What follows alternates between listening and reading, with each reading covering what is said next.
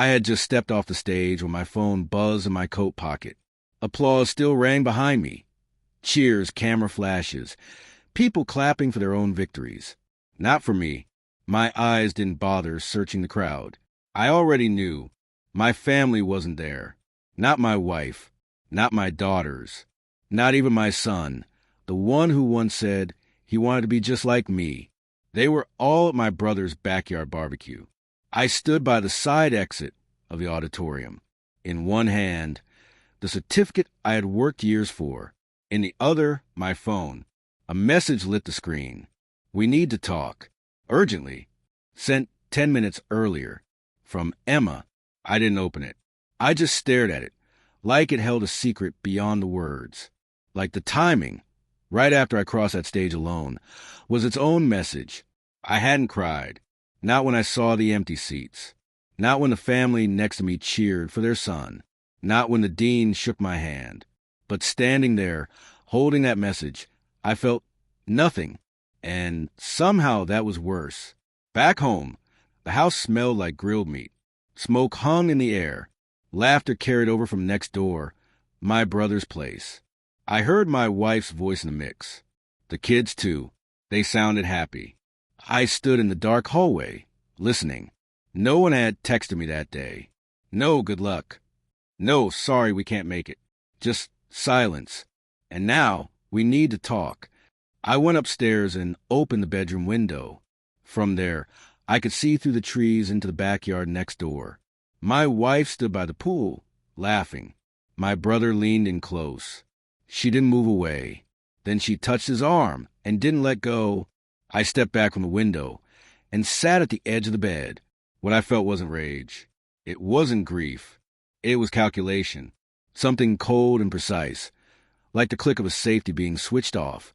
I started with phone records. 2 months' worth. Late night calls. Texts at odd hours. Always to the same number. My brother's. The messages were short. Frequent. I compiled it all. Screenshots. Dates. Times. I labeled the folder plainly. Patterns. Then came the photos. My daughter's public Instagram story from last month. Taken at my brother's house. In the background, my wife. In his kitchen. Wearing an old hoodie that used to be mine. He borrowed it years ago. Never gave it back. I didn't care about the hoodie. I cared about how familiar she looked wearing it. Holding his mug like it was hers. Next came the paternity test. Swabs taken in silence while the kids slept. No alarms. No questions. Just quiet truth. Sealed in an envelope and mailed overnight. The wait was long. I didn't pace.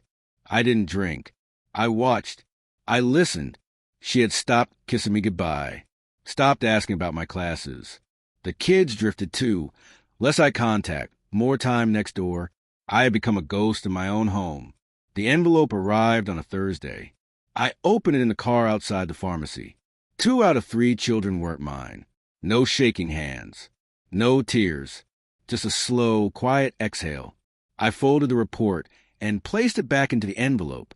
That evening, I laid the paper on the dining table and waited. Emma walked in, humming a song I recognized from a barbecue playlist. She froze when she saw it. "What's this?" she asked. I didn't answer. She picked it up. Her eyes scanned the lines. Color drained from her face. "I can explain," she stammered. I stayed silent. The silence pressed harder than any scream would have. She sat slowly, shaking. Breath shallow. Eyes wide. I just watched. Then I walked to the kitchen. Opened a drawer. Pulled out a second envelope. Thicker. Screenshots. Calls. Photos. The timeline. Her betrayal, documented and dated. I laid it next to her. Her hands trembled as she flipped through it. "How long have you known?" she whispered. I tilted my head. Long enough. Tears welled up. "Why didn't you say anything? Why wait?" I met her gaze. "Because I wanted you to feel safe." She blinked. "Safe? Safe enough to hang yourself with your own comfort." Her jaw dropped. She had no reply. I leaned in, calm, controlled. "I've already filed for full custody of the one child that is mine." She gasped. You're just going to leave? I turned to the door. No. Her face lit with hope. I added, I'm going to let you explain to our children why I'm gone, and why only one of them gets to visit me. I didn't cry. Not when she screamed my name. Not when the youngest chased after me.